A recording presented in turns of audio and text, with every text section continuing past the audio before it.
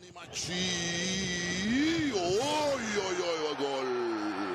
في منتهى الروعة. اللعبة هذه في القائمة الثانية من ما ينقص المنتخب الجزائري اليوم ونحن في أوائل عام 2026 يختلف تماما عن السنوات الماضية، فالمنتخب تحت قيادة فلاديمير بيتكوفيتش حقق قفزة نوعية بالتأهل لمونديال 2026 وتصدر مجموعته، لكن هناك نقاط فنية وتنظيمية لا تزال تشكل هاجسا للجماهير والمحللين قبل الانطلاق الرسمي للعرس العالمي في يونيو القادم.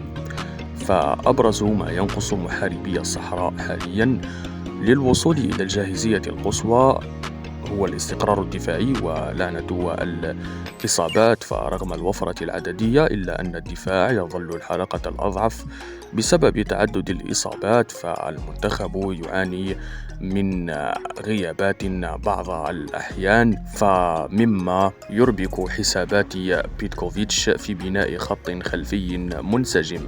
البطء في التحول، فلا تزال هناك فجوة في الارتداد الدفاعي، فعند فقدان الكرة يجد المنتخب صعوبة في العودة السريعة مما يجعله عرضة للمرتدات كما حدث في مواجهة نيجيريا الأخيرة ببطولة إفريقيا. المراقبة والفردية، فهناك أخطاء متكررة في التمركز داخل منطقة الجزاء خاصة في الكرات العرضية.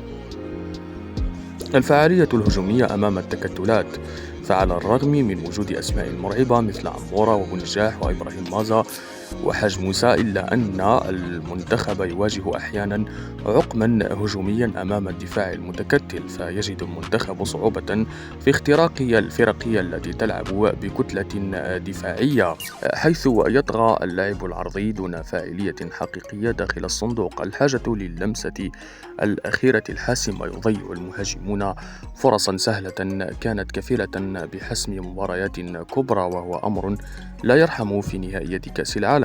التوازن في خط الوسط، المنتخب يمتلك مواهب فنية عالية لكنه يفتقر أحيانا إلى المسترجع الكلاسيكي والحاجة للاعب ارتكاز رقم 6 بمواصفات بدنية قوية يستطيع تكسير هجمات الخصم قبل وصولها للدفاع وتخفيف الضغط عن رامي بن سبعيني وعيسى مندي.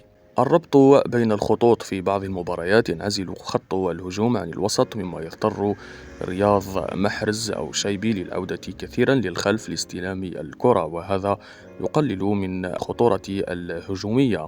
التحضير الذهني للمواعيد الكبرى، الجزائر ستواجه في المونديال منتخبات من عيار الأرجنتين، وهذا يتطلب المرونة التكتيكية، أي القدرة على تغيير أسلوب اللعب أثناء المباراة من الاستحواذ إلى الدفاع المنظم دون فقدان التركيز. تعزيز الثقة في مواجهة المدارس الكروية الغير إفريقية اللاتينية منها والأوروبية. باختصار، المنتخب الجزائري في 2026 يمتلك الخامة والروح، لكنه يحتاج إلى ثبات في التشكيل الدفاعي وسرعة أكبر في الانتقال من الدفاع للهجوم.